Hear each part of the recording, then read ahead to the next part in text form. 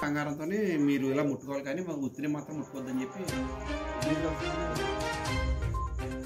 ఆవిడ అలా చేయించుకున్నాను వచ్చిందండి. ఆవిడ ఇంకంతే ఇక్కడ నేను ఎక్కడ ఉంటానో చెప్తున్నాను. ఆవిడ నేను ఎక్కడ ఉంటానో నేను ఎక్కడి నుంచి చేసుకుంటాను నేను ఎక్కడికి కథనని చెప్పాను.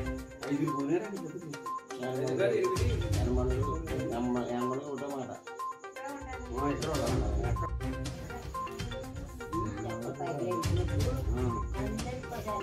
మనకి కింద రోమాల టైప్ లో కూడా ఉన్నదండి.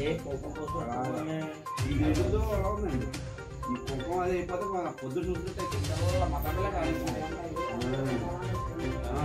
ఎందుకంటే ఈ ఊరు అభివృద్ధి చేయాలని వచ్చింది. అయితే దాని చెట్టు కింద ఉన్నానని చెప్తుంది. వచ్చి మాకు కళ్ళగా చెప్పి దాని చెట్టు వడి వదులున్నాను మేము గౌరవం కాదు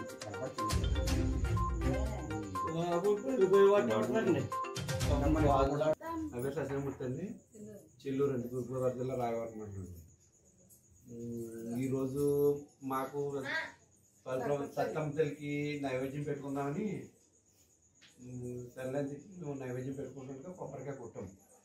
కొబ్బరికాయ కొడుతుంటే కొబ్బరికాయలోను చెయ్యి కొడుతుంటే మా అబ్బాయికి మా అబ్బాయి చెయ్యి వాసిపోయింది. చెయ్యి వాసిపోడితే వాళ్ళ అమ్మ ఈవిడి వాళ్ళ అమ్మకి ఇచ్చి కొడితే దాంట్లోనూ 2 కన్నులు ఉన్నాయన్నమాట. అమ్మవారి మా ఊళ్ళో అమ్మ తల్లి అమ్మవారి 2 కళ్ళు వచ్చినాయి.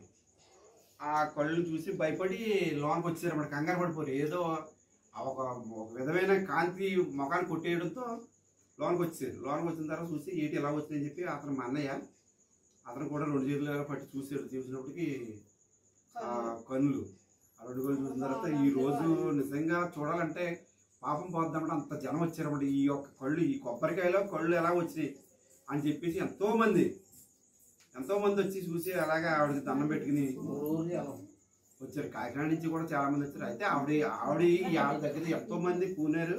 ఆవిడ కూడా ఏమంటారంటే నేను చేయించుకుంటాను, ఒక ఈవిడ పూజలని నేను చేయించుకుంటాను, మీరు 10 పైసలు నేను పెట్టక్కర్లేదు, అంతా నేనే చేయించుకుంటాను, నా పేరు భీమవరం మా ఊళ్ళమ్మ తల్లి అని చెప్పి ఆవిడ ఇంకా ఏకదాటిగా చెప్తానే ఉందండి. ఈరోజు పొద్దుటి నుంచి అలాగే చెప్తాను ఉంది.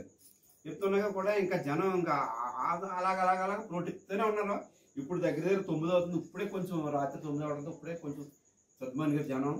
రేపు మాత్రం ఆవిడ అన్న కోరిక ఏముందంటే రేపు భీమవరం నుంచి గట్ట లారీల మీద అదే వస్తూ ఉంటారో మేము చూస్తా వస్తాం, అంత చాలా మంది వస్తారని చెప్పేసి ఆవిడ నోటితోనే చెప్పింది మాటలన్నీ.